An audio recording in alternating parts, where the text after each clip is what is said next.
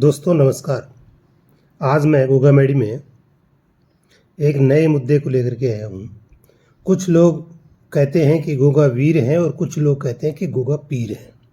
असल में गोगा वीर है या गोगा पीर है, इस बारे में ही मैं आज विश्लेषण करूँगा।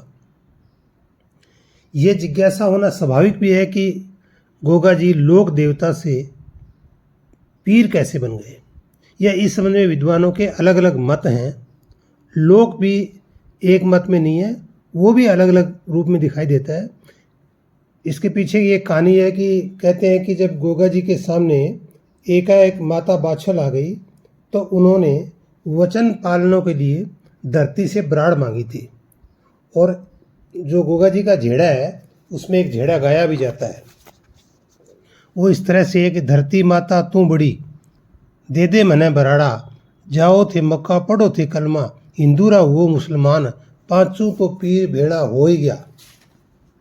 गोगा ने कलमो पढ़ाए, लीलो तो घोड़ो हिणक तो आवे, पातलियो असवार, फाटी तो धरती दिया रे बराड़ा, गोगो धरत समाए।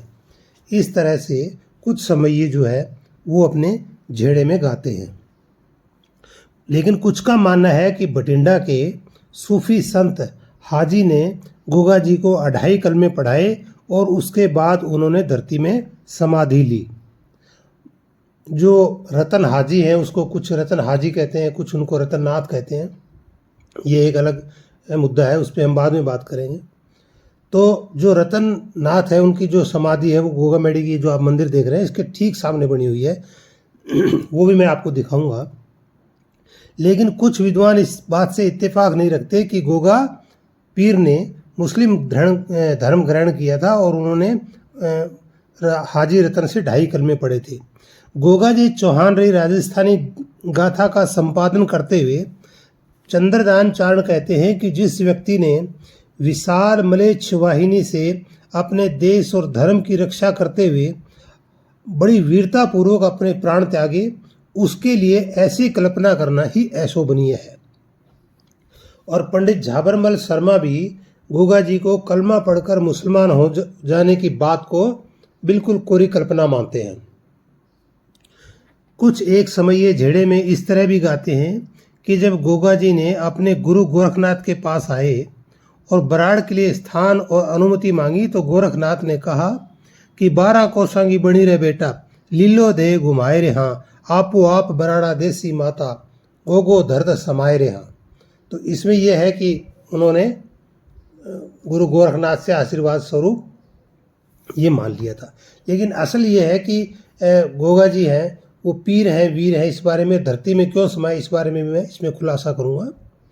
तो इस विषय में रमेश चंद्र गुणार्थिक है, उनका कहना है कि अकबर के शासनकाल में अकबर ने अपने अधीन राजा महाराजाओं से यह कहा कि जिस प्रकार से वे विवाह आदि में गणेश की पूजा करते हैं उसी प्रकार पीरों की भी पूजा करें। यही कारण है कि राठौड़ों और कछुआहों में यह वीर पूजा चली आ रही है। इस पर कुछ वीर क्षत्रियों को यह लगा कि इस तरह से तो हिंदू धर्म को बहुत धक्का लगेगा। तब उन्होंने पीर का अर्थ गुरु अथवा वीर मान लिया और फिर पाबूजी, हरबूजी, रामदेव जी, गोगा जी आदि को वीर प्रसिद्ध कर हिंदुओं में पूजने की प्रथा प्रचलित कर दी। पर किसी राज्य आदेश से ऐसा हो जाए ये संभव प्रतीत नहीं होता। मुझे इसके पीछे एक दूसरा कारण नजर आता है कि हिंदुओं में देवलोक हुए अपने बुजुर्गों को देवता के रूप में या पितर के रूप में पूजने की परंपरा रही है।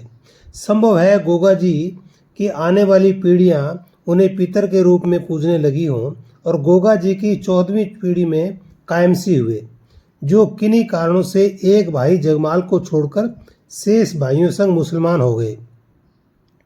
कायमसी और उनके पूर्वज गोगा जी को पितर या देवता के रूप में पूज रहे थे।